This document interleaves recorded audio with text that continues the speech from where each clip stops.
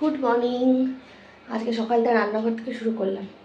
এই যে এখানে আগে বসিয়েছি দুধ গরম, দুধ কর্নফ্লেক্স, এটাই খেয়ে যায় একটু গরম। আর এবার টিফিন বানাবো। সকালে উঠে প্রথম কাজই হলো ওদেরকে স্কুলের জন্য রেডি করা। তো এই যে ওদের জন্য টিফিন বানাচ্ছিলাম। আজ দিয়েছিলাম রুটি আর ছোলার ডাল। কাল রাতে ছোলার ডাল করেছিলাম, তো ছোলার ডাল ওদের জন্য রেখে দিয়েছিলাম টিফিনে দেবো বলে। আর আটাও মাখা ছিল, সকালে একটু ঝটপট করে রুটি বেলে দিলাম। সব কিছু রেডি করা থাকলে খুব একটা সময় লাগে না।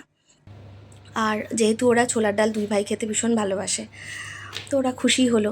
এক এক দিন এক এক রকম টিফিন দিলে ওরাও খুশি হয়। তবে বলে দেয় যে কোন দিন কি খাবে ওরা।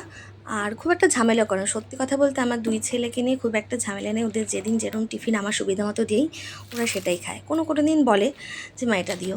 আর এই যে ওদের জন্য কর্নফ্লেক্স আর দুধ দিলাম। আর এই যে টিফিন এখানে যে ওদের টিফিন বক্সে ভরে দিলাম, বললামই রুটি আর ছোলার ডাল। এই যে ডোডো প্রথমে চলে গেল, আর তারপর টিডো। ব্যাস, এই এখন আমার ফাঁকা বাড়ি অনেকক্ষণ। আমি আর আমার বাড়ি একা একা থাকবো, নিজের সঙ্গে কিছু সময় কাটাবো।